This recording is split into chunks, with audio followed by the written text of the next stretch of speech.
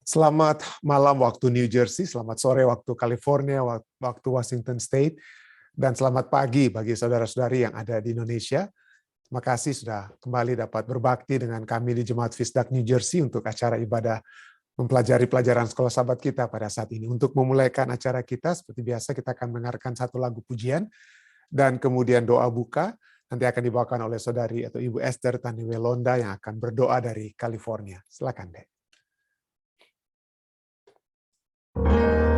Kami masyurkan dan nyanyikan, memuji Yesus sepanjang hari. Kami masyurkan dan nyanyikan, memuji Yesus sepanjang hari.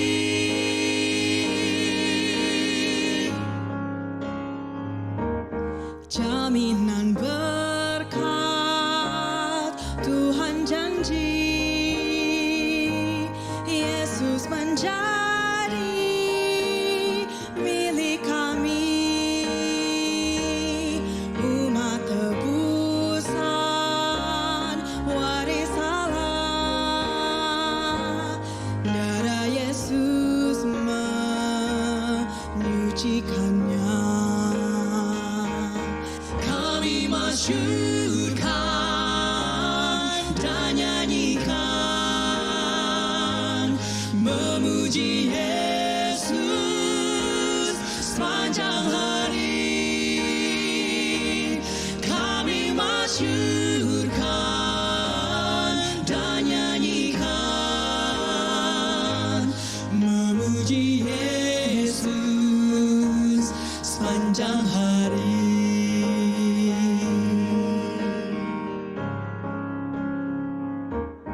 Padamu Tuhan kami berserah, kami beroleh sukacita.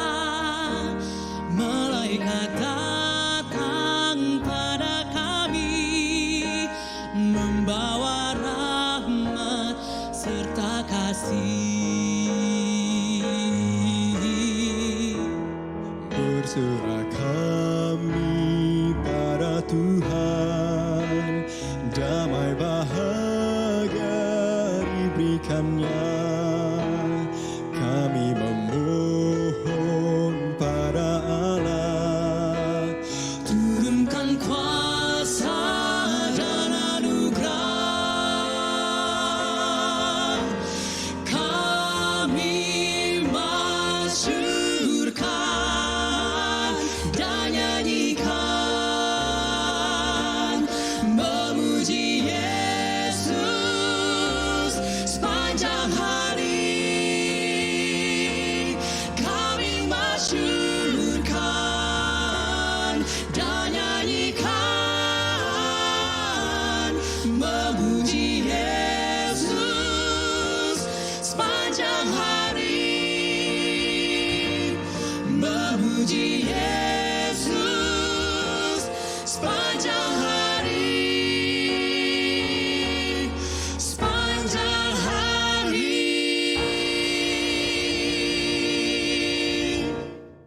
Amin, amin, dan amin. Kita bersyukur atas mix trio tadi yang menyatakan kerinduan mereka dan kerinduan tentunya kita semua untuk selalu memuji dan membesarkan nama Tuhan sepanjang hari. Baik, sekali lagi saya ingin mengundang Ibu Esther Taniwelonda untuk dapat memimpin kita di acara kita saat ini dengan doa buka. Silakan, Oke. Ibu Esther. Kita sama-sama tunduk kepala dan berdoa. Terpujilah namamu Tuhan, karena Engkau adalah Allah yang maha besar, maha kudus dan maha suci. Engkau adalah Allah yang berkuasa, pengasih dan penyayang.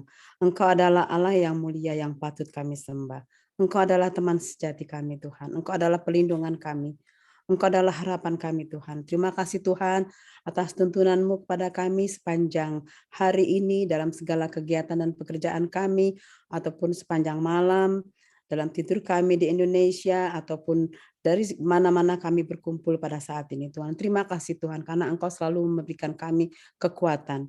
hingga pada sore hari ini atau malam hari ini kami dapat berkumpul kembali di ruang Zoom ataupun yang ada di Facebook saat ini Tuhan, ataupun di YouTube, untuk siap mendengarkan firman Tuhan dalam pembahasan sekolah Sabat yang akan dibawakan oleh Pendeta Stephen Rantung. Tuhan, kiranya Engkau mengurapi kami dengan roh suci-Mu agar kami dapat mengerti pelajaran ini, akan kami resapi, dan kami juga dapat setia seperti Abraham Tuhan.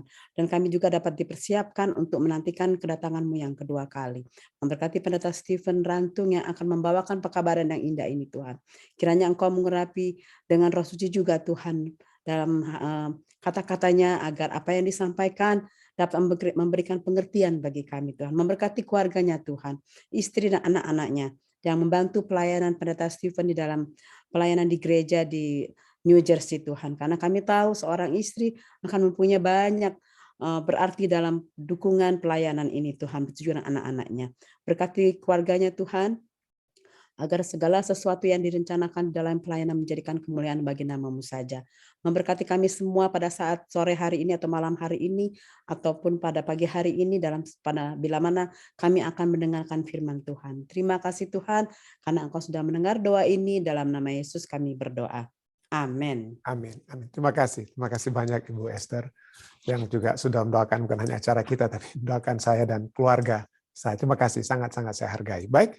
Saudara sekalian, seperti biasa, saya akan membagikan pelajaran kita, dan pada saat ini kita memiliki judul Tanda Perjanjian Abraham. Ya. Tanda Perjanjian Abraham. Jadi inilah judul yang kita akan pelajari pada saat ini di minggu yang ke-7, dan kita akan melihat apa itu tanda daripada Abrahamic Covenant, satu perjanjian yang dikenal dengan istilah Abrahamic Covenant. Mari kita langsung saja, kita langsung baca ya. Bacalah Kejadian 17 ayat 1-19 dan Roma 4 ayat 11. Apa signifikansi spiritual, signifikansi rohani dari nubuatan, dari ritual sunat khususnya? Itu tandanya itu ya. Nah, kita juga lihat sebenarnya bukan hanya sunat ya. Ada dua yang kita lihat ya. Baik, Kejadian 17 ayat 1-19 katakan, ketika Abraham berumur 99 tahun. Jadi sudah 13 tahun. Peristiwa di pasal yang kita sudah pelajari bersama, pasal 16 waktu Hagar diusir oleh Sarai, itu sudah 13 tahun. Jadi masih ada 13 tahun. Ismail sudah semakin dewasa saat itu ya. Sudah menjadi remaja boleh dikatakan, tapi itu ya, baru dan sudah 13 tahun janji Tuhan itu. Dari Kejadian pasal 15 sudah ada perjanjian yang Tuhan sudah buat, yang pendeta muda tulus sudah bahas bagaimana bahkan Allah yang berjalan di tengah-tengah potongan hewan. Dan di sini kita lihat bagaimana 13 tahun, aduh masih lama juga ya. Dan sudah semakin berumur lah Abraham ini ya. Tapi ketika itu umur 99 tahun, istrinya Sarah berumur 89, dia 10 tahun lebih muda. 10 tahun lebih muda, tapi 89 tahun mau melahirkan lagi, aduh siapa yang mau percaya mungkin seperti itu ya. Tapi itulah ya. Ketika Abraham berumur 99 tahun, maka Tuhan menampakkan diri kepada Abraham dan berfirman kepadanya, Akulah yang Maha Kuasa dan hiduplah di hadapanku dengan tidak bercela. El Shaddai, Akulah yang Maha Kuasa. Waduh, hebat sekali ya. Allah yang Maha Kuasa, El Shaddai. Hiduplah di hadapanku dengan tidak bercela. Aku akan mengadakan perjanjian antara aku dan engkau. Ini bukan perjanjian yang pertama.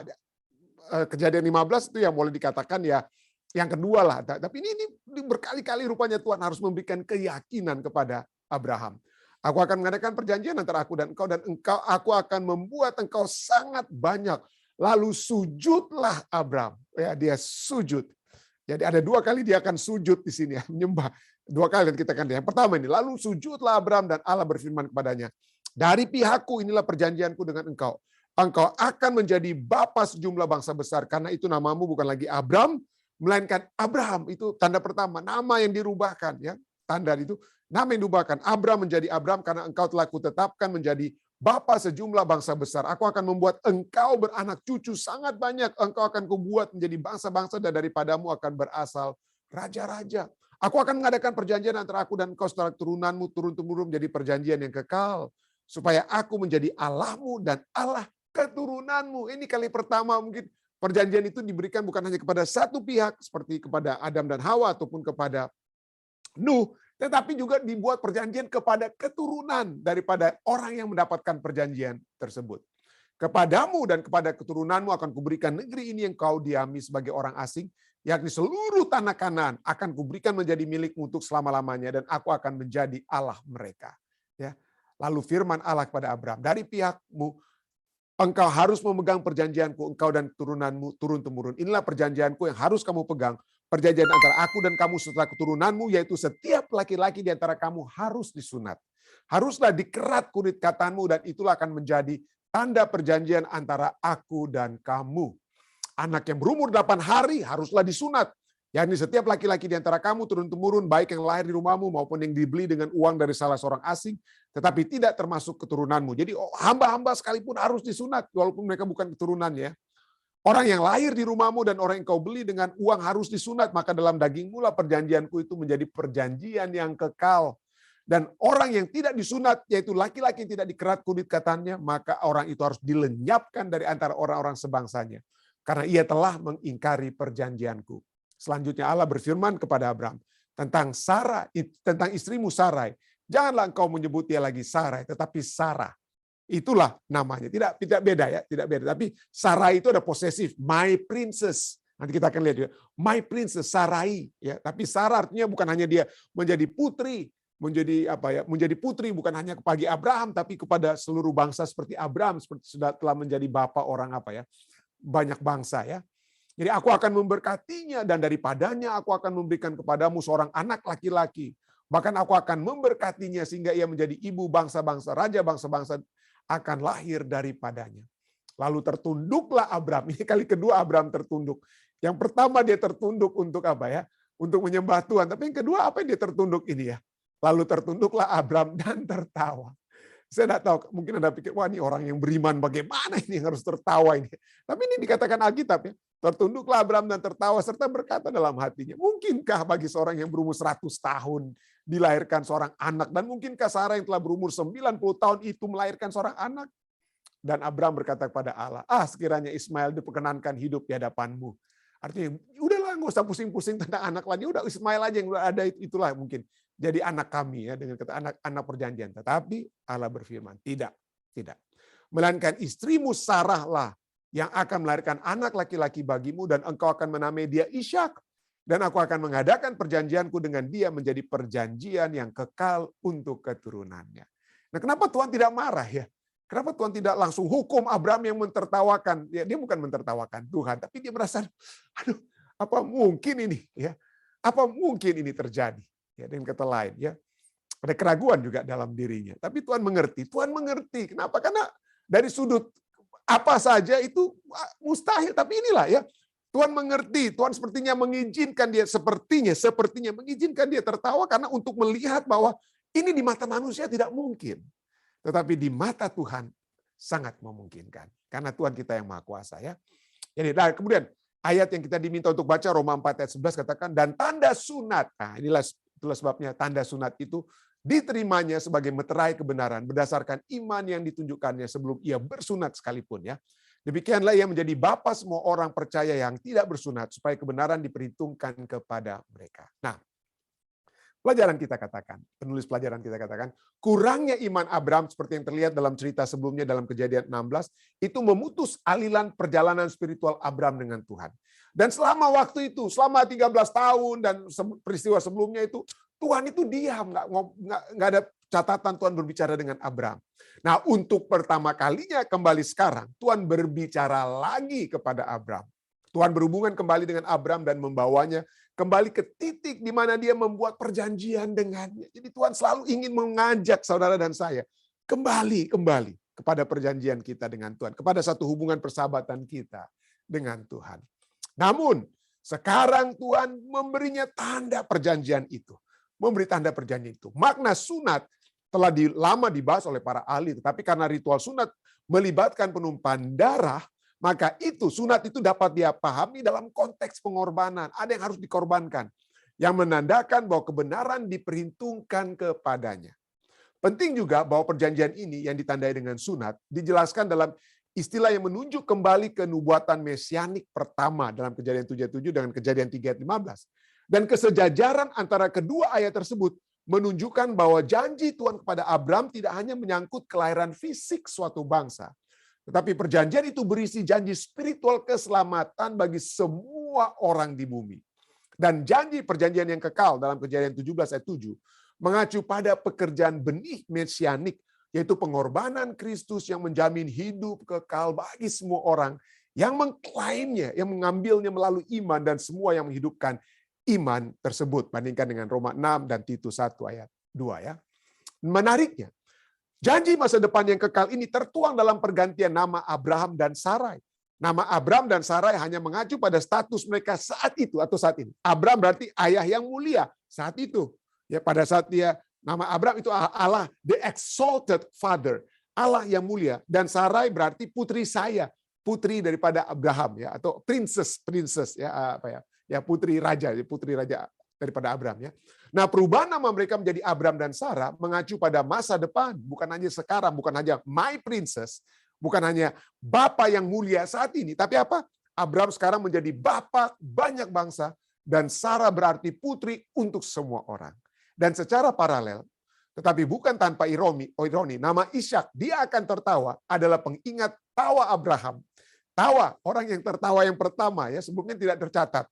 Tidak ada yang tertawa sebelumnya. Mungkin ada banyak yang tertawa, tapi yang pertama kali tercatat dalam Alkitab adalah Abraham yang tertawa. Jadi jangan pikir hanya Sarah yang menertawakan kemudian itu ya, Sarah tertawa, tapi mula-mula itu adalah Abraham yang tertawa. Tawa yang pertama dalam kitab suci dalam Kejadian 17 ayat 17. Ini adalah tawa skeptisisme atau mungkin keheranan. Jadi bukan itulah sebabnya dia tidak dipersalahkan oleh Tuhan gitu ya. Tidak ditegur langsung oleh Tuhan karena keheranan. Bagaimanapun juga meskipun dia percaya pada apa yang Tuhan telah janjikan dengan jelas kepadanya, Abraham masih bergumul untuk menjalaninya dalam iman dan kepercayaan. Pertanyaannya, siapa yang tidak seperti Abraham? Ya, siapa di antara kita yang walaupun kita sudah tiap malam, setiap saat kita menghadiri acara ibadah, atau saya yang membawakan acara ibadah, dalam keadaan-keadaan tertentu seringkali kita masih apa? Ada pergumulan. Ada pergumulan. Ya. Tapi inilah ya, itulah sebabnya kita diminta untuk selalu apa? Berjalan bersama-sama dengan Tuhan ya. Sepanjang saya sudah memulaikan Walking with Jesus, satu seri khotbah ya yang di Jumat Fisdak, dan mudah-mudahan kita dapat melihat apa artinya itu berjalan bersama dengan Tuhan. Apakah itu berarti saya sudah jadi orang yang tidak ada lagi kesalahan, kelemahan?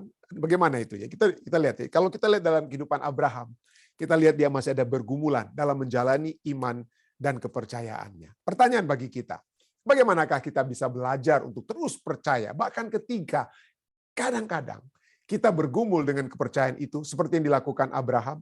Mengapakah penting agar kita tidak menyerah? Ya, meski kadang-kala muncul keraguan. Nanti kita akan lihat, bukan hanya Abraham ini orang yang dikatakan benar, Bapak orang percaya, tapi bergumul ya. Bapak orang percaya yang bergumul. Tapi mari kita lihat, kita tambahan pelajaran kita ya. Jadi kita sudah melihat bahwa di dalam Fatsal 17 kitab Kejadian, Tuhan kembali dan kembali mengulangi jaminan perjanjiannya ya. Jaminan perjanjiannya tersebut. Nah, Tuhan selalu ingin mengulang-ulangi supaya kita kan manusia ya, seringkali mungkin kita pikir, oh benar nggak ini suami saya itu mencintai saya, benar nggak istri saya mencintai saya. Kita ingin dibuat apa keyakinan yang bisa berulang-ulang. Tidak heran banyak ada suami-suami misalnya yang bertanya, ternyata istri saya suka selalu bertanya, ini papa sayang saya nggak, ini papa sayang saya nggak ya. Karena ada jaminan ya, jadi perlu ada selalu diulang-ulangi jaminan tersebut ya. Ada 3 janji.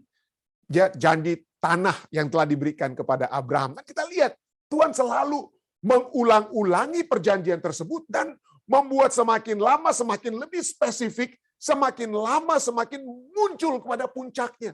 Dan puncak semua perjanjian antara Allah dan Abraham itu adalah Kejadian Fatsal 17 yang kita pelajari saat ini. Setelah Kejadian 17, perjanjian itu sudah apa? Dengan kata lain sudah pakem, sudah pasti. Tapi sebelumnya itu sudah dimulaikan. Kita sudah baca itu Kejadian 12 ayat 7 ya. Pada saat Tuhan menampakkan diri kepada Abraham, aku akan memberikan negeri ini kepada keturunanmu. Kejadian 12 ayat 7. Tapi negeri ini masih sangat umum. Yang mana negerinya? Yang di mana? Dia belum lihat saat itu. Abraham belum lihat. Tapi sudah dijanjikan. Lalu kemudian kita lihat Tuhan semakin lama semakin spesifik. Demikianlah juga dengan hubungan kita dengan Tuhan. Mungkin kita menerima Yesus Kristus itu secara umum.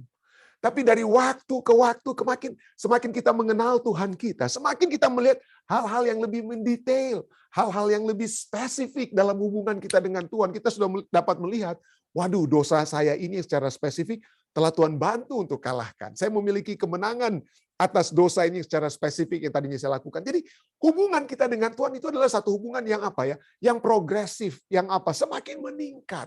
Semakin meningkat. Pertama, dia belum lihat negeri itu. Tapi sudah dijanjikan, aku akan memberikan. Lalu kita lihat, pada saat dia berpisah dengan Lot, apa yang terjadi tentang negeri tersebut? Lot sudah pergi, lalu Tuhan berbicara kepada Abram, ya, pandanglah sekelilingmu. Nah sekarang dia udah lihat. Pandanglah sekelilingmu dan lihatlah dari tempat engkau berdiri ke timur, ke barat, utara, dan selatan, sebab seluruh negeri, seluruh tanah, the land, bahasa Inggrisnya the land, tapi bahasa Indonesianya negeri, ya. Sebab seluruh negeri yang kau lihat itu akan kuberikan kepadamu. Dia sekarang sudah lihat, tapi mulai dari mana? Utara, selatan, barat, timur. Dia sudah lihat. Tadinya dia tidak lihat di Kejadian 12. Kejadian 13, dia sudah lihat.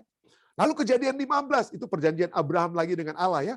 Kembali dalam perjanjian tersebut, kembali negeri itu apa? Sudah lebih mendetail, bukan hanya dia lihat, tapi Tuhan sudah memberikan apa? Batas-batas patokan tanahnya, apa itu dikatakan, ya. Kejadian 15 ayat 18. Pada hari itulah Tuhan mengadakan perjanjian dengan Abraham setelah berfirman, kepada keturunanmu lah kuberikan tanah ini, negeri ini. Mulai dari sungai Mesir sampai ke sungai yang besar itu, sungai Efrat. Waduh, sudah ada patokannya.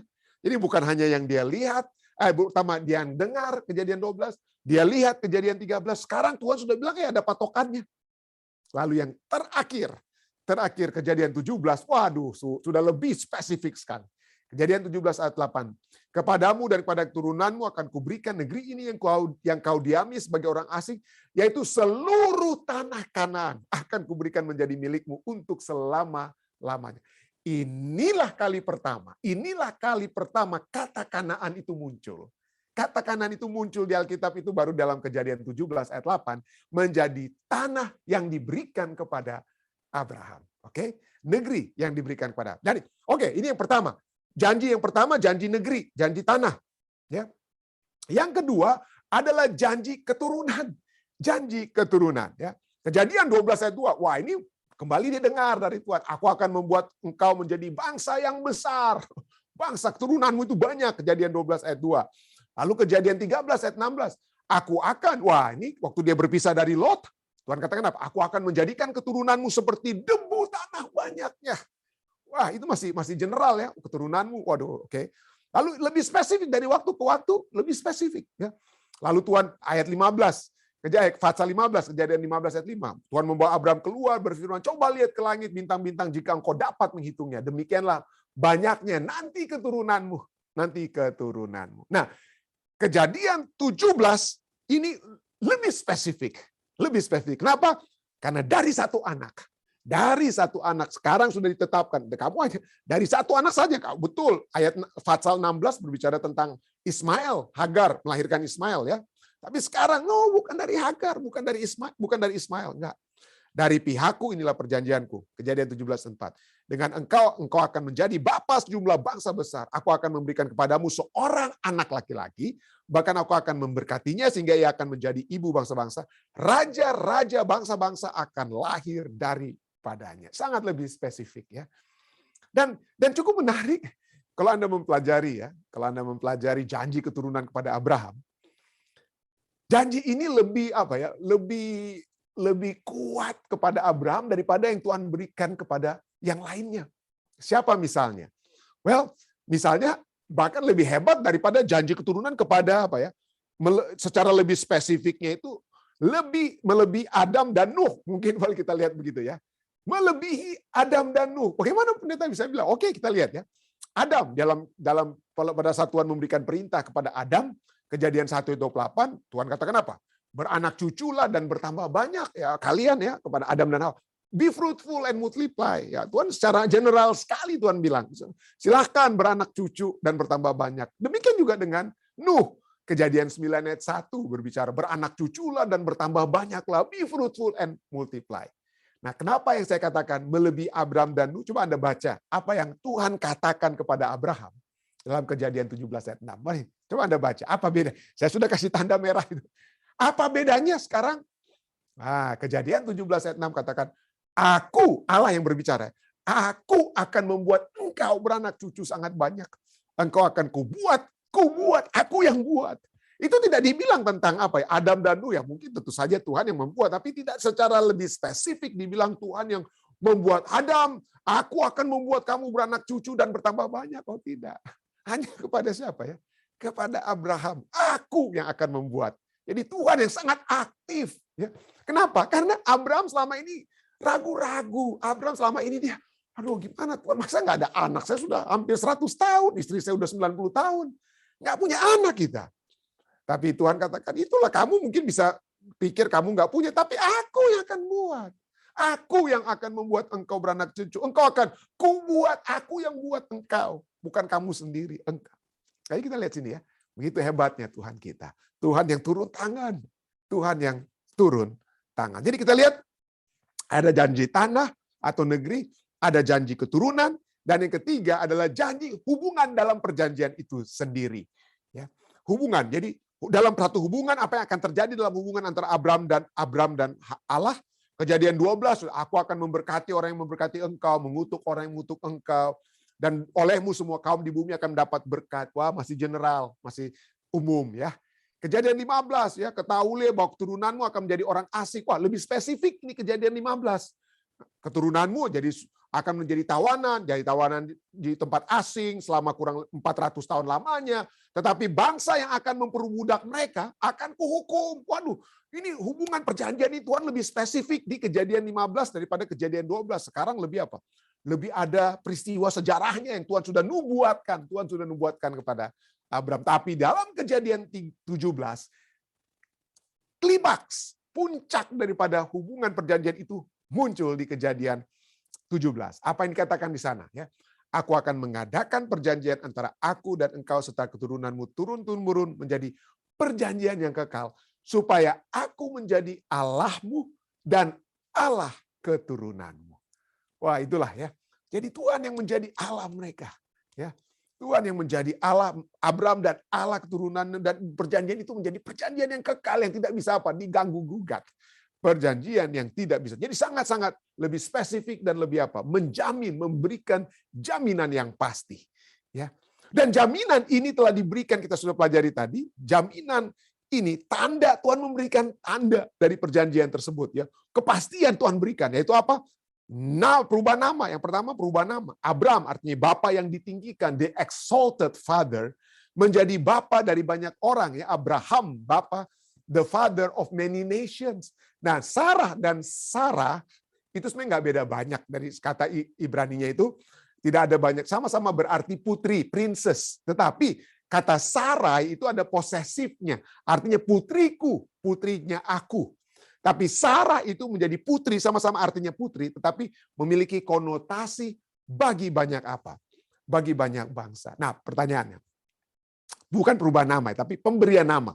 Nah, seringkali kita melihat bahwa perubahan nama pemberian nama itu biasanya coba kita lihat diberikan oleh seorang tua terhadap apa? Terhadap anak mereka. Di Alkitab biasanya pemberian nama itu terjadi karena apa ya? Karena ada karakter-karakter tertentu yang diinginkan oleh orang tua terhadap apa yang akan terjadi kepada anak mereka. Itu karakter itu juga berdasarkan mungkin pada saat peristiwa kelahiran tersebut. Makanya nama Yakub itu dari kata ekef bahasa Ibrani yang berarti tumit. Kenapa?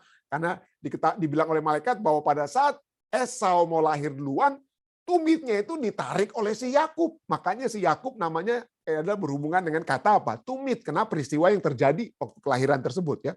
Dan juga itu melambangkan karakter daripada Yakub yang maunya apa? Ambil hak orang lain ya, ambil hak orang lain. Itulah pemberian nama itu biasanya berhubungan dengan karakter atau destiny, apa tujuan kehidupan atau nasib kehidupan dari sang anak. Dan kalau kita lihat, biasanya pemberian nama ini diberikan pada saat kelahiran anak tersebut. Ya. Tapi apa yang terjadi? Apa artinya pemberian nama setelah seorang menjadi dewasa? Ya. Khususnya nama yang Tuhan berikan kepada orang tersebut. Ya. Nah, artinya adalah, ya arti dari pemberian nama setelah dewasa, khususnya nama baru yang diberikan Allah seperti Abram menjadi Abraham, Sarai menjadi Sarah, atau Yakub menjadi Israel, adalah satu pernyataan tentang jaminan Allah. Ya, itulah jaminan Tuhan. Tuhan memberikan jaminan. Artinya pemberian nama ini, Tuhan katakan apa? Pasti aku akan apa? pasti aku akan lakukan. Jadi kalau kita sudah diberikan ya, kita sudah menerima ya nama baru bagi kita masing-masing ya. Umat yang percayalah, mungkin umat yang sisa ataupun anak-anak Allah. Pada saat kita memiliki nama-nama baru tersebut, itu adalah satu jaminan apa ya? Jaminan Allah bagi kita. Nah, berikutnya, jaminan tanda perjanjian khusus yang lebih spesifik daripada hanya perubahan nama adalah persunatan ya, persunatan. Nah, jadi sunat itu diberikan sebagai satu tanda. Nah, tadi kita sudah bahas pelajaran sekolah sahabat, penulis sekolah sahabat sudah menulis panjang lebar tentang hal tersebut ya. Tapi ada dua poin saja saya ingin tambahkan ya. Pertanyaan pertama, kenapa hanya kepada pria? Puji Tuhan hanya kepada pria. Kenapa? Karena di Ethiopia ataupun di negara-negara Timur Tengah kadang-kadang ya, masih wanita pun ada yang disunat dan itu sangat menyakitkan dan sangat apa ya? Sangat tidak boleh dilakukan ya. Alkitab hanya mengajarkan hanya pria dengan kata lain. Tapi di Timur Tengah, di Ethiopia, waduh sampai ada anak-anak gadis yang disunat sampai pendarahan ya.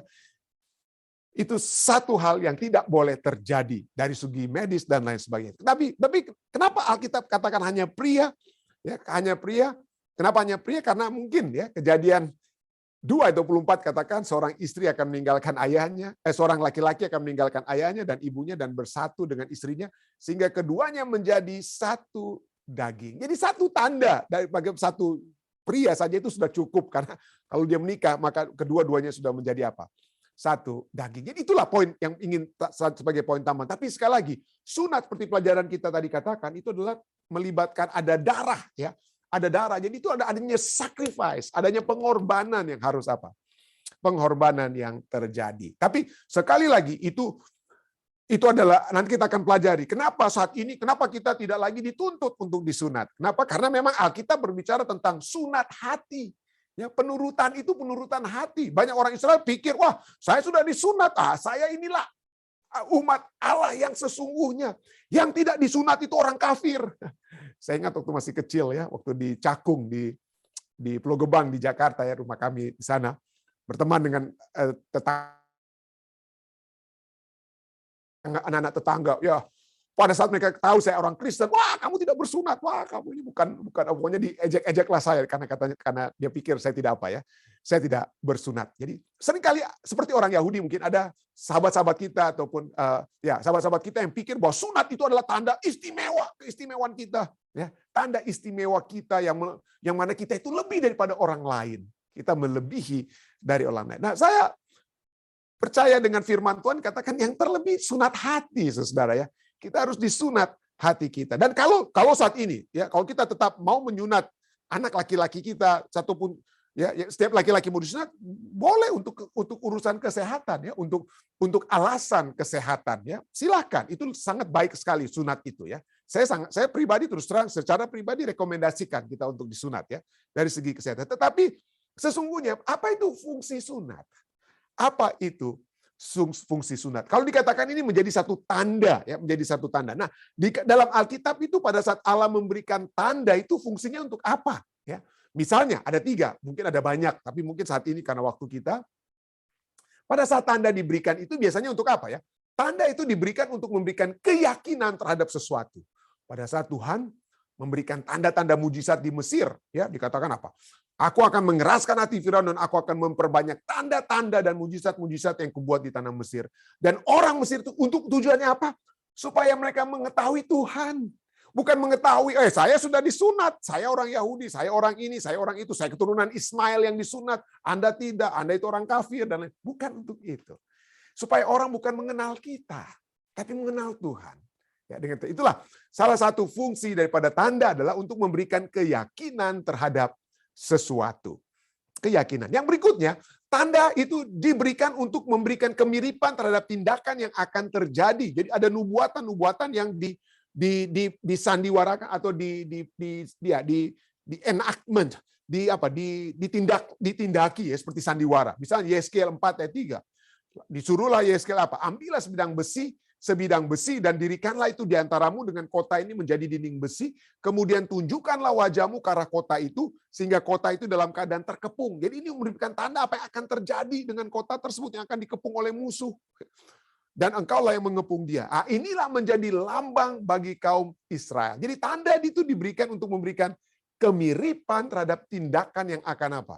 Tindakan yang akan terjadi. Tapi sekali lagi itu ujung-ujungnya apa ya? Ini memberikan supaya orang melihat ada kuasa di luar kuasa manusia yang telah mengetahui sebelumnya apa yang akan terjadi. Sekali lagi menunjukkan kepada kuasa Tuhan. Menunjukkan kepada kuasa Tuhan. Yang ketiga, tanda itu diberikan untuk apa? Tanda untuk memberikan peringatan terhadap sesuatu. Diingat kembali sesuatu yang dapat kita ingat kembali. Ya. Jadi pada saat sunat itu diberikan kepada anak-anak Abraham, itu tandanya untuk apa? Tandanya itu untuk apa? Apa yang mau diingat? Apa yang harus diingat? Ya, sekali lagi yang diingat itu Tuhan. Yang diingat itu Tuhan ya. Ya dikatakan dari upacara yang telah dilakukan orang Israel sebelum mereka keluar dari Mesir ya. Hal itu bagimu, Keluaran 13 ayat 9. Hal itu bagimu harus menjadi tanda pada tanganmu dan menjadi peringatan di dahimu supaya hukum Tuhan ada di bibirmu. Sebab dengan tangan yang kuat Tuhan telah membawa engkau keluar dari Mesir. Jadi segala tanda termasuk sunat itu diberikan bukan supaya kita pikir saya ini lebih dari orang lain, saya lebih menjadi lebih tanda saya itu umat Tuhan yang sesungguhnya, Anda itu orang kafir dan lain, bukan begitu. Tapi itu adalah tanda yang membawa kita untuk melihat Tuhan, bukan melihat kepada kita. Itulah fungsi sunat ya. Jadi fungsi sunat itu kita lihat ada perintahnya untuk disunat ya. Kejadian 17 9 sampai 10. Lagi Allah berfirman kepada Abraham, dari pihakmu engkau harus memegang perjanjianku, engkau dan turunanmu turun-temurun, inilah perjanjianku yang harus kamu pegang. Yaitu apa? Setiap laki-laki di antara kamu harus apa? Harus disunat. Jika kita tidak disunat, apa yang akan terjadi? Waduh, jika kita tidak disunat, katakan apa? Kejadian 17 14. Dan orang yang tidak disunat, yakni laki-laki yang tidak dikerat kurit katanya, maka orang itu harus dilenyapkan dari antara orang-orang sebangsanya. Ia telah mengingkari perjanjianku. Artinya ada ahli Alkitab katakan dua artinya. Yang pertama ya hukuman mati di zaman dahulu. Atau yang kedua, mungkin bukan hukuman mati, tetapi dia tidak boleh berada di komunitas umat-umat percaya saat itu. Oke, kenapa? Karena dia tidak mengurus, kenapa? Karena dia mau melawan Tuhan, ya. Karena dia mau melawan Tuhan. Dia tidak mau mengikuti kehendak Tuhan. Ini kan kehendak Tuhan, ya. Dan salah satu itu sebagai satu tanda. Ada begitu banyak cara kita untuk memenuhi kehendak Tuhan. Tapi coba kita lihat. Tuhan hanya minta kadang-kadang satu-satu saja, nggak banyak-banyak.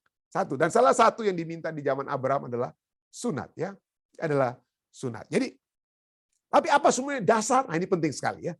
Dasar daripada sunat itu apa? Inilah Kejadian 17 ayat 1. Ketika Abraham berumur 99 tahun, maka Tuhan menampakkan diri kepada Abraham dan berfirman kepadanya, Akulah Allah yang Maha Kuasa. Hiduplah di hadapanku dengan tidak bercelah. Hiduplah kadang. Bagaimana caranya kita hidup? Apa artinya? Dan bagaimana caranya kita hidup di hadapan Tuhan dengan tidak bercelah? Ya. Apa artinya? Seperti tadi, apakah itu sunat itu betul sebagai tanda? Tapi inti, itu sunat itu adalah apa? Dia punya policy. Prinsipnya itu apa? Prinsip daripada sunat itu apa? Ini prinsipnya. Prinsip sunat adalah kita hidup dengan tidak bercelah di hadapan Tuhan. Caranya apa? Untuk mengingatkan supaya kita jangan hidup yang bercelah. Ya salah satu pada saat kita melihat ada yang sudah dipotong dari tubuh kita. Itu mengingatkan kita untuk hati-hati dengan kehidupan kita. Kita harus menghidupkan satu kehidupan yang tidak bercelah di hadapan Tuhan. Nah, pertanyaan berikutnya. Oke. Kalau kita supaya diingatkan supaya tidak bercelah hidupan kita pada saat kita melihat kulit katan yang sudah terlepas ya dari organ tubuh kita, apa artinya hidup yang tidak bercelah? Kalau kita lihat, waduh kehidupan Abraham ini bercelah sekali dia. Ya, setelah ini sekalipun pada saat dia sudah jual istrinya itu di Mesir. Dan dia juga melakukan hal yang sama di tempat yang lain sesudah peristiwa ini sekalipun. Apa artinya hidup yang tidak bercelah? Ya. Dasar utama dari sunat sesungguhnya adalah kehidupan yang berkomitmen terhadap Allah. Ya. Kehidupan yang apa ya? Oke, kembali kita kepada pertanyaan tadi. Apa artinya saudara dan saya hidup yang tidak bercelah? Apa artinya? Nah, kata yang tidak bercelah ini dari kata Ibrani tamim. Artinya kehidupan yang komplit, penuh dan apa? Sound. Kehidupan yang penuh yang memiliki apa? Penuh ya, kehidupan yang lengkap. Nah, kata tamim ini digunakan misalnya untuk pada saat kita membawakan persembahan ya, dikatakan dalam Imamat 1:3, jikalau persembahannya merupakan korban bakaran dari lembu, haruslah yang mempersembahkan seekor jantan, lembu jantan yang tidak bercela, tamim, yang tidak bercela, yang komplit, yang lengkap, ya, yang sehat, mungkin yang sehat. Jadi bagaimana hidup yang sehat? Bagaimana hidup yang lengkap di hadapan Tuhan? Apakah itu berarti saya tidak boleh ada dosa sama sekali? Saya sudah sinless life, tidak ada lagi dosa yang saya buat. Saya tidak tahu apakah ada di antara kita yang bisa menghidupkan kehidupan yang tanpa dosa sama sekali saat ini. Saya tidak tahu. Karena keinginan-keinginan daging itu masih ada ya. Mungkin kita tidak bersinah, tapi kita masih melihat keinginan pada saat kita melihat ini dan itu. Jadi banyak sekali hal-hal yang kita lakukan yang mana kita ditunjukkan kita belum apa ya. Masih ada masalah dalam diri kita dengan kata lain. Nah, salah satu contoh yang secara khusus orang Alkitab menggunakan kata yang tidak bercela, yang tamim, tokoh Alkitab yang tamim, yang komplit, yang sound, yang tidak bercela adalah Ayub. Ya, Ayub ini contoh. Abraham dibilang Tuhan baru berkata kepada Abraham, janganlah hidupmu apa? Bercela. Tapi ada satu contoh di Alkitab, orang yang sudah hidup disebutkan tidak bercela. Ya. Tidak bercela. Ya. Ada seorang laki-laki di tanah Uz bernama Ayub. Orang itu saleh, orang itu tamim, orang itu tidak bercela. Saleh itu artinya tamim, tidak bercela. Dan jujur, ia takut akan Allah dan menjauhi kejahatan. Dan kalau Anda membaca ayat ke-8, Ayub 1 ayat 8, Tuhan sendiri, Allah sendiri yang berbicara kepada setan, iblis yang bertemu pada saat itu. Kamu udah lihat Ayub nggak? Kamu lihat Ayub nggak? Itu orang yang saleh dan jujur, dan dia takut kepadaku, dan dia menjauhi kejahatan. Allah sendiri yang mengucapkan bahwa Ayub itu orang yang tamim, tidak bercela, saleh dengan kata lain. Tapi bagaimana kehidupan Ayub tersebut ya? Kalau kita lihat ya, betul. Saya pernah bahas bagaimana dia katakan, Tuhan, aku bahkan membuat perjanjian dengan mataku. Aku bahkan tidak mau melihat anak darah, saya nggak mau punya pikiran yang macam-macam, melihat gadis-gadis muda yang ngeres. Bayangkan sampai segitu hebatnya Ayub tersebut. Tapi apakah Ayub itu bebas dari keraguan, dari pertanyaan-pertanyaan yang ada dalam kehidupannya? Wah, kita sudah bahas ya. Tokoh Ayub ini bagaimana dia berkata kepada Tuhan, kamu nggak salah lihat ini, kenapa saya harus menderita? Jadi ada begitu banyak hal-hal yang Ayub juga seperti Abraham hidup dalam apa ya, keraguan. Jadi dengan kata lain, pada saat kita memiliki kehidupan yang tamim, yang tidak bercela, yang saleh, bukan berarti Anda tidak berdosa, tidak lagi memiliki keraguan, tidak lagi memiliki pertanyaan-pertanyaan. Tetapi apa artinya? Seperti saya sudah buat tadi di atas, dasar utama dari sunat, kehidupan yang berkomitmen terhadap Allah. Jadi kesalehan yang tidak bercela, tamim, adalah untuk menjalani kehidupan yang sepenuhnya berkomitmen kepada Tuhan daripada kesempurnaan moral yang tidak berdosa. Ini bukan saya yang sebutkan ya, tapi dari Study Bible ya, Study Bible Old Testament dari Andrews ya. Jadi itu bukan berarti kita tidak lagi apa? Berdosa. Abraham masih berdosa.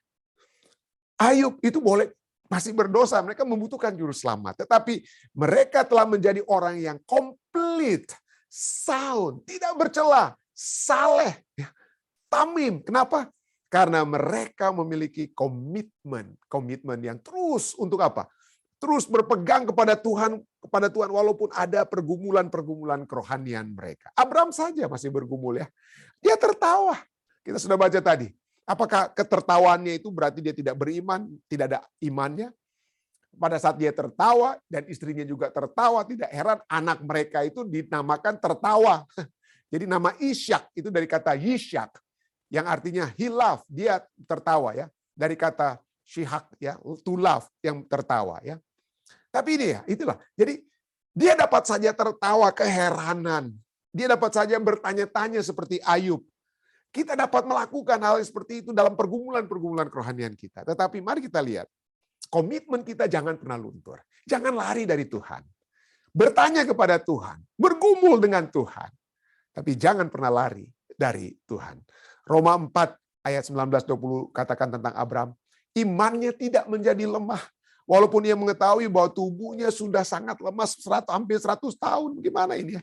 Karena usianya telah kira-kira 100 tahun. Dan bahwa rahim Sarah telah tertutup, tapi imannya tidak menjadi lemah. Tetapi terhadap janji Allah, ia tidak bimbang. Bahasa Inggrisnya waver, ia tidak bimbang. Dia tidak karena ketidakpercayaan. Malah ia diperkuat dalam imannya. Dan ia memuliakan Allah. Jadi, kata iman itu apa artinya? Iman itu tetap percaya. Tetap percaya di tengah kesulitan. Tetap percaya meskipun ada keraguan. Ya, ada keraguan. Seperti Abraham, keheranan dan lain sebagainya. Kejadian 17:6, tertunduklah Abraham dan tertawa serta berkata dalam hatinya. Fell on his face. Dia tadi yang pertama dia tertunduk untuk menyembah Tuhan. Kedua dia tertunduk untuk tertawa. Tetapi dia tetap memiliki iman yang kuat. Itulah sebabnya dia menjadi bapak orang apa ya? Bapak orang percaya. Dan kiranya iman Abraham ini dapat menjadi bagian kita ya. Kejadian 8 ayat 19 katakan apa? Sebab aku telah memilih dia. Tuhan katakan tentang Abraham. Aku telah memilih dia. Supaya diperintahkannya kepada anak-anaknya dan kepada keturunannya. Kepada saudara dan saya. Supaya tetap hidup menurut jalan yang ditunjukkan Tuhan. Ya. Betul, dalam perjalanan tersebut mungkin kita berkeluh kesah. Kita mungkin banyak pertanyaan. Kita banyak, Tuhan kenapa? Saya sudah berdoa, tapi kenapa ini tidak sembuh?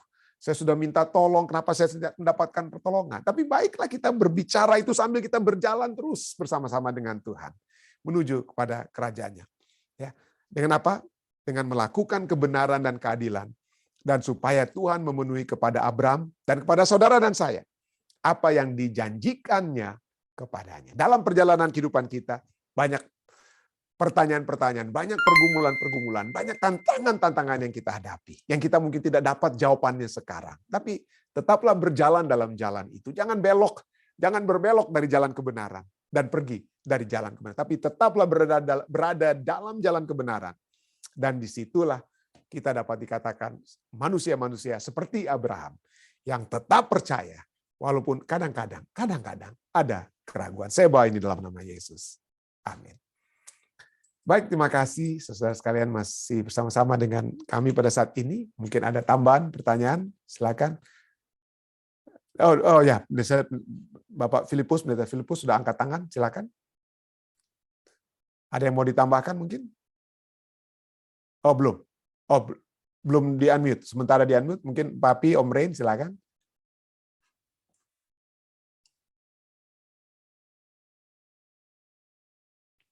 Ya, silakan.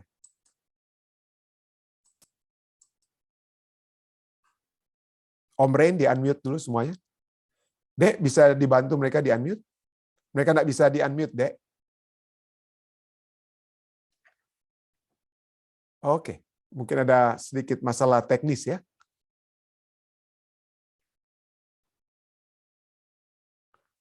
Oh, tidak bisa di-unmute. Dedek. Ya. Ada masalah yang saya pikir mungkin ada masalah di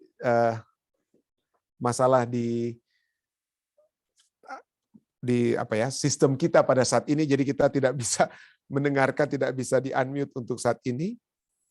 Ya. Jadi kita akan ya saya percaya Saudara Elisa lagi mengatur supaya dapat di-unmute.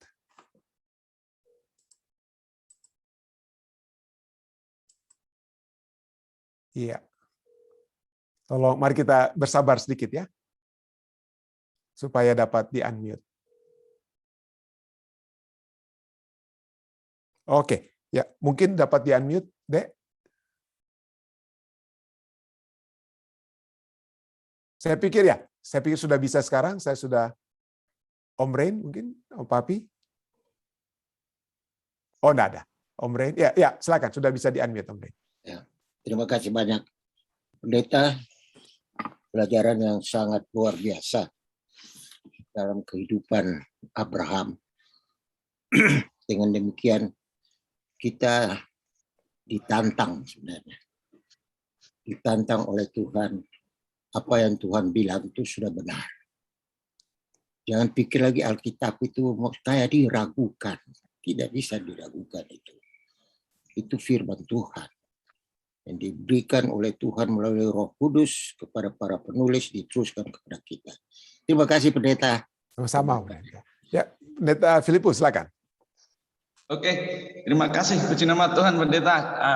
Sebenarnya dari tadi saya mau tanya itu tentang sunat, ya, tapi Pendeta sudah menjawabnya lewat penjelasan-penjelasan itu yang luar biasa, Pendeta. Terima kasih ya. Jadi sebelum saya mau tanya, tapi Pendeta sudah menjelaskan tentang sunat itu yang mulai dari Kejadian 17 tadi ya. Jadi terima kasih Pendeta, luar biasa. Tuhan memberkati. Puji Tuhan. Ya, silakan Pak Api mungkin. Ada. Thank you. Ya, terima kasih. Baik, ada lagi jika ada yang lainnya silakan Bapak Simatupang mungkin, terus dari lainnya tidak ada. Ya, mungkin ada dari live stream jika ada, jika ada. Tidak ada tambahan, Pendeta. Tidak ada. Oke, baik, jika tidak ada, ya besok malam lagi kita akan memiliki satu pelajaran yang lebih menarik lagi saya percaya ya. Besok malam dengan judul Anak Perjanjian ya, kita akan melihat. Dan juga pada hari Kamis lagi, Lot di Sodom. Wah, itu satu peristiwa yang dapat kita lihat, dapat menjadi pelajaran-pelajaran yang sangat berharga bagi kita. Jadi saya mengundang kita semua untuk kembali dan tiada ya, untuk berbakti bersama-sama besok malam dan juga malam-malam seterusnya. Baik, jika tidak ada, mari kita masuk ke bagian kedua. Hal-hal yang dapat kita doakan pada saat ini, ada kira-kira yang dapat secara lebih khusus, spesifik, dapat kita doakan? Jika tidak ada dari Zoom, dari live stream, silakan, Dek. Oh, salam dikasih. Oke. Jika tidak ada, ya, jika tidak ada lagi, mari kita bersatu di dalam doa. Bapa yang penuh kasih dalam takhta kerajaan surga, kembali pada malam hari waktu New Jersey, sore hari waktu California dan Washington State, dan juga pagi hari waktu Indonesia. Kami dapat datang kepadamu bersyukur, memuji membesarkan namamu atas satu kesempatan yang indah dapat mempelajari kehidupan Abraham. Dan bagaimana Tuhan selalu ingin mengukuhkan perjanjian yang kau sudah berikan kepada Abraham dan memberikan jaminan demi jaminan, keyakinan demi keyakinan, agar supaya Abraham dan kami semua, Tuhan, dapat memiliki keyakinan tersebut. Seringkali Tuhan dalam kehidupan kami sering bergumul dengan keyakinan tersebut. Kami sering meragukan, bahkan kami meragukan keselamatan yang Tuhan sudah tawarkan kepada kami. Dan kami seringkali mungkin merasa kami tidak layak untuk diselamatkan, kami tidak mungkin untuk diselamatkan. Tapi kami bersyukur Tuhan, karena seperti kepada Abraham, firman-Mu sudah sangat jelas, mengungkapkan dari waktu ke waktu, dari fatsal ke fatsal, dari buku ke buku, dan bahkan dari ayat-ayat bagaimana Engkau menginginkan satu kehidupan yang penuh dalam kehidupan kami. Satu kehidupan yang sebagai anak-anak-Mu yang telah diselamatkan, yang pasti akan diselamatkan jika saja kami terus berpegang, bergantung sepenuhnya kepadamu.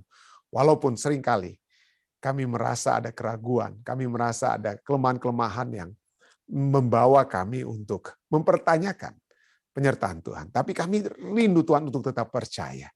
Kami tetap rindu untuk datang dan memohon kekuatan dan terus bergumul. Dan seperti Abraham, pada akhirnya kami memiliki kemenangan tersebut. Iman yang semakin ditumbuhkan, iman yang semakin dikuatkan dari waktu ke waktu, kiranya akan terus dapat menjadi bahagian kami.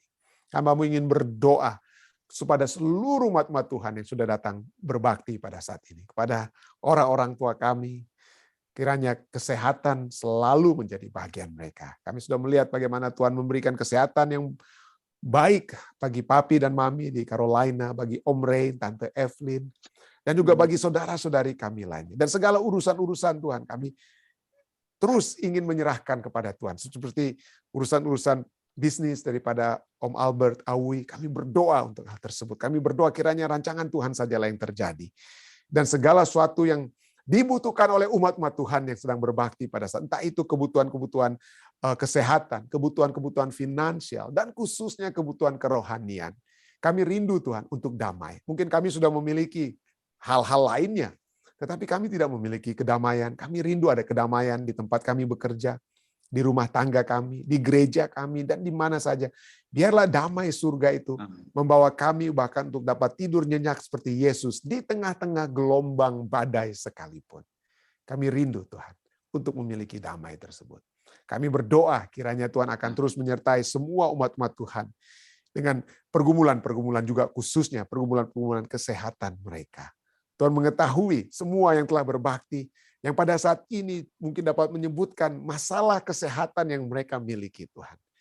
Tuhan, dengarkanlah. Ada di antara kami yang menderita penyakit kanker, ada di antara kami bahkan yang harus sedang dicuci darah pada saat ini. Tuhan mengetahui keadaan mereka, Tuhan mengetahui kebutuhan mereka, Tuhan mengetahui kebutuhan kami. Dan biarlah Tuhan dapat berperkara, tentunya dengan jamahan surga. Tidak ada yang mustahil bagi kami, dapat disembuhkan, dapat dikuatkan. Dan terlebih daripada itu, biarlah kekuatan iman kami, kekuatan rohani kami tetap terus menjadi bagian kami. Jika ada yang membutuhkan kekuatan agar kehidupan dalam rumah tangga mereka dipererat, Tuhan lunakkanlah hati-hati yang keras yang ada pada saat ini. Biarlah kasih semula yang ada dalam rumah tangga kembali dapat dirasakan, kembali dapat dipikirkan, kembali dapat diusahakan agar keharmonisan dalam rumah tangga menjadi bagian kami semua. Ada masalah-masalah keuangan oleh sebab pekerjaan yang hilang dan lain sebagainya yang sedang terjadi saat ini. Tuhan, Engkau sudah berfirman, tidak ada umat-umat-Mu yang akan meminta-minta, Tuhan. Burung-burung saja, Tuhan. Engkau mengetahui kebutuhan mereka, memberikan makanan mereka.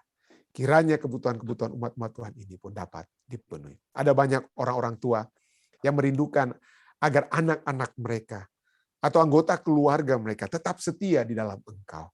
Biarlah saat ini juga Roh Kudus mengetuk pintu hati anggota keluarga tersebut, anak-anak, orang tua, atau siapapun, agar supaya kehendak-Mu yang sejati dapat juga diikuti, dituruti oleh mereka. Karena itulah kehidupan yang sejati tersebut, Tuhan. Hamba-Mu ingin juga berdoa bagi umat-umat Tuhan yang membawakan permohonan-permohonan pribadi mereka dengan pergumulan-pergumulan yang spesifik yang mereka miliki. Engkau mengetahui mereka, Tuhan. Kiranya Tuhan mendengarnya. Dan pada saat ini secara khusus hamba-Mu ingin berdoa bagi umat-umat Tuhan di Jemaat Fisdak, bagi keluarga Sumilat Kaumpungan. Kami berdoa bagi saudara Kres, saudari Hetty, saudara dan putra mereka Timothy dan putri mereka Kristi. Kami berdoa kiranya Tuhan akan selalu menyertai mereka. Kiranya pertumbuhan iman yang semakin kuat dari waktu ke waktu akan semakin menjadi bagian mereka. Mereka akan selalu melihat kehendak Tuhan yang dapat terjadi dalam kehidupan mereka. Dan kehidupan bersama dengan Tuhan, berjalan bersama dengan Tuhan, damai surga, akan menjadi bagian saudari Hetty, Kristi, dan Timothy. Terima kasih Tuhan, karena kami percaya Engkau akan selalu menyertai keluarga ini. Kami juga berdoa bagi Om Oce Kalangi, Tuhan. Kami berdoa kiranya kesehatan dari surga selalu menjadi bagian Om Oce. Masalah-masalah kesehatan seperti masalah di mata dan lain sebagainya, Tuhan. Tuhan akan membantu Om Oce sehingga dia tetap dapat berkarya, dia tetap dapat melakukan pekerjaannya dengan tidak kurang suatu apapun. Kiranya juga Tuhan akan menyertai keluarganya yang ada di Langoan, tante, dan anak-anak dan cucu-cucu daripada Om Oce. Dan segala sesuatunya akan selalu berada dalam penyertaan surga. Hamba-Mu juga secara spesifik ingin terus berdoa bagi saudari Daisy, Cici Welong. Kiranya kesembuhan, kesehatan yang sempurna dari surga terus dapat menjadi bagian saudari Cici. Puji Tuhan, hari ini beliau telah bertemu kembali dengan dokter dan juga kemarin dengan check up yang dia telah miliki. Kami berdoa dengan segala pengobatan yang telah dapat diberikan, maka dia akan memiliki juga kesehatan dan kesembuhan yang sempurna dari Engkau. Terima kasih Tuhan. Ada begitu banyak lagi permohonan kami, tapi kami dapat serahkan semuanya dalam tangan kasih-Mu. Dan biarlah Engkau menjawabnya Tuhan, sesuai dengan kehendak-Mu pada waktu yang indah. Inilah doa dan permohonan kami Tuhan, yang hamba bawa hanyalah dalam nama Yesus Kristus, Tuhan dan Juru Selamat penebus kami. Amin. Sekali lagi terima kasih banyak saudara-saudari sekalian. Terima kasih kepada saudari Esther Taniwel juga yang tadi sudah berdoa buka. Dan saudara-saudara lainnya, sampai bertemu besok di waktu yang sama. Tuhan memberkati kita semua. Sampai kita bertemu kembali.